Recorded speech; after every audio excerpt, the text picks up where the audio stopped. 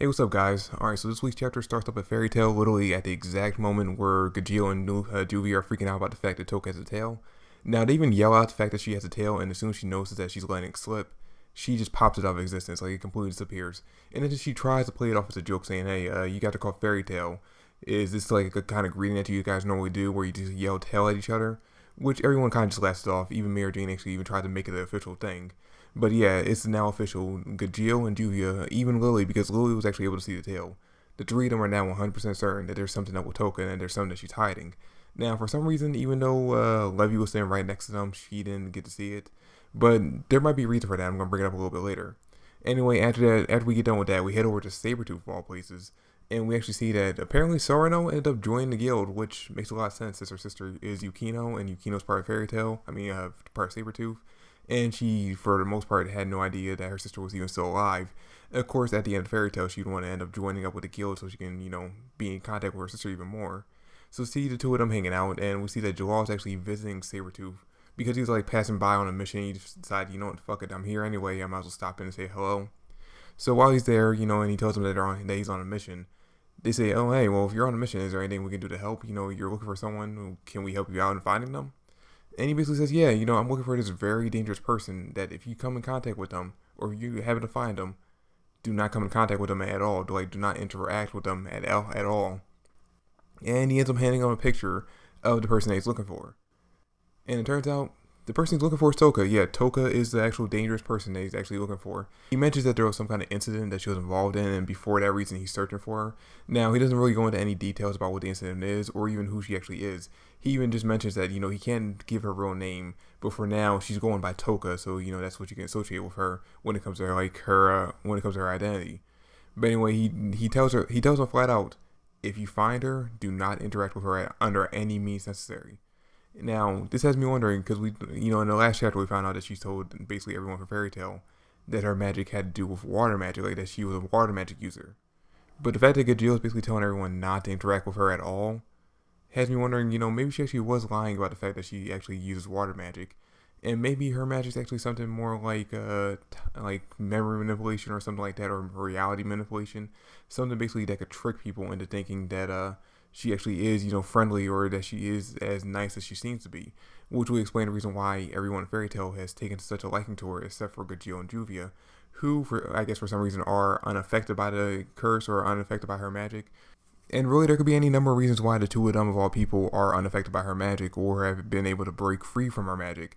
For Gajeel, it could be as simple as maybe either Dragon Slayers aren't affected by her magic, or she just she gave herself away and he was able to break free of it when he realized the fact that she should not know the name Briar.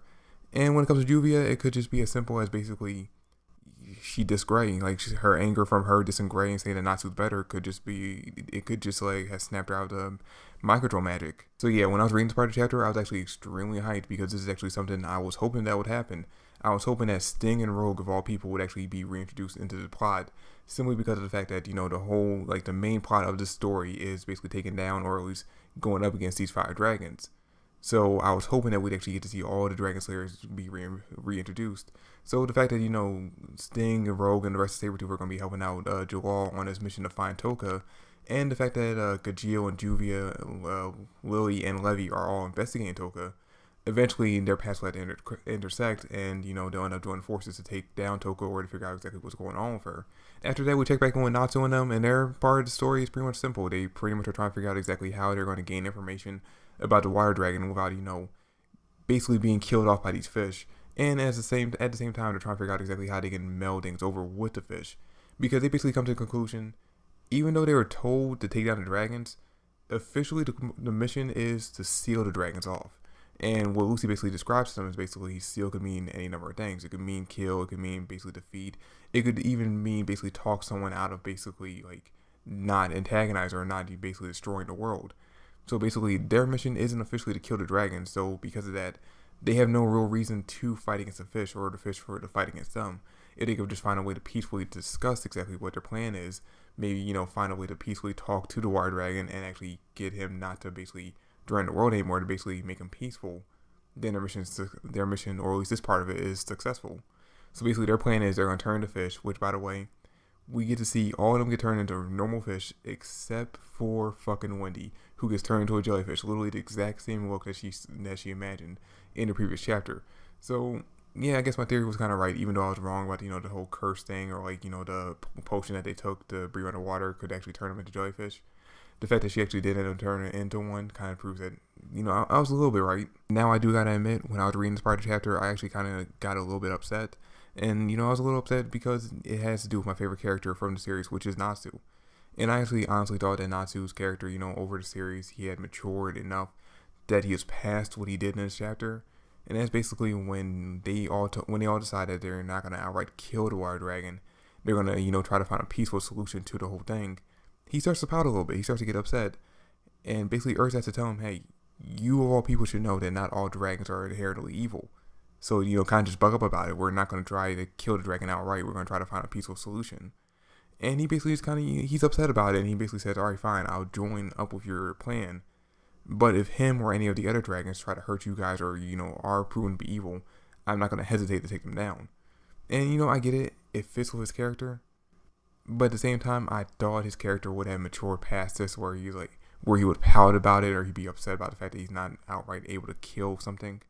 Anyway, they all turn into fish and they kind of split up into two groups. Basically, it's Gray. I think it's Gray, Urza, Charlie, and Wendy all talking to the fish, while Natsu, Happy, and Lucy all go to investigate a smell that Natsu has. They're basically trying to figure out exactly what happened to the humans that the fish mentioned in the last chapter came before them.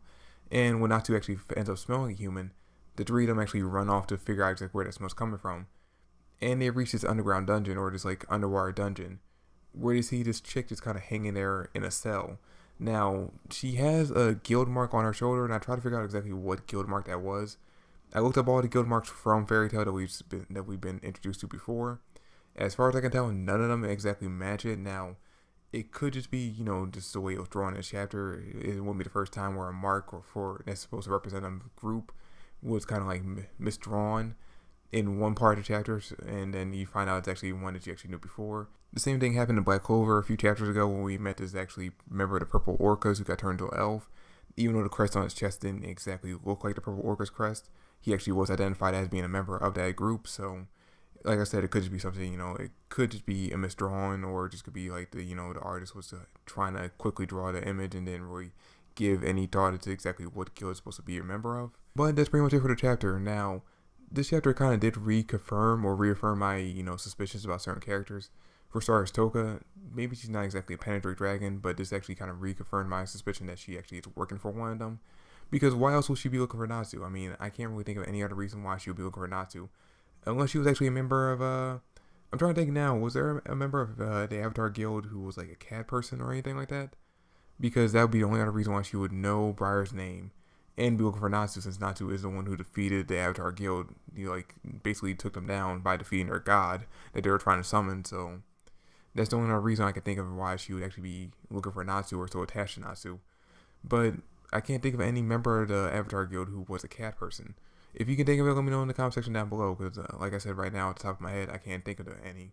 And then when it comes to Elsteria, the fact that he deliberately didn't tell them exactly what he meant by seal off the dragons, the fact that he kind of just left it up to their own imagination, has me thinking that, maybe he's still not 100% on the up and up.